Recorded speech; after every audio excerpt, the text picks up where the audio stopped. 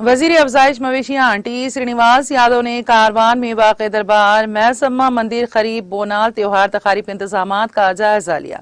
जायजा इजलास में मुतालिका सरकारी अहदेदारों ने शिरकत की। इस मौके पर मीडिया से बात करते हुए रियासती वजीर ने कहा कि बोनाल त्योहार एक ऐसा त्योहार है जो तेलंगाना की सकाफत को जाहिर करता है।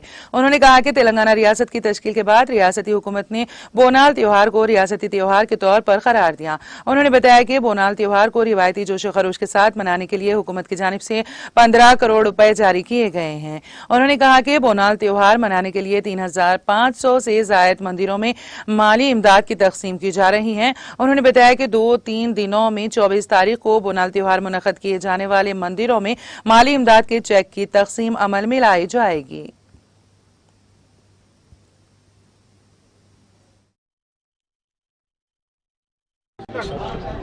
ఆషాఢ మాసం వచ్చిందంటేనే తెలంగాణ రాష్ట్రంలో హైదరాబాద్ సిటీలో బోనాల సందడి. మన అక్క చెల్లెళ్ళందరూ మరి పవిత్రంగా బోనాలు అమ్మవారికి సమర్పించుకోవడం మనకు ఆనవాయితీగా వస్తున్నటువంటిది. బట్ తెలంగాణ రాష్ట్రం రాకముందు రాష్ట్ర పండుగ అనౌన్స్ చేయాలనే డిమాండ్ ఒక 50 సంవత్సరాల నుంచి ఉన్నప్పటికీ ఎవరు చేయలేకపోయారు.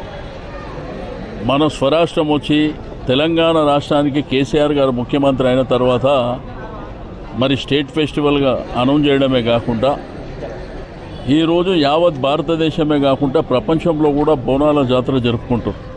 అమెరికా కానీ, ఆస్ట్రేలియా కానీ, లండన్ కానీ, దుబాయ్ దేశ విదేశాల్లో కూడా మరి బోనాల సందడి కనిపిస్తున్నటువంటి సందర్భంలో హైదరాబాద్ సిటీలో అంగరంగ వైభవంగా జరిగేటువంటి బోనాల ఉత్సవాలకు మరి ఈ దేశ చరిత్రలో ప్రైవేటు దేవాలయాలకు డబ్బులు ఇచ్చినటువంటి దాఖలా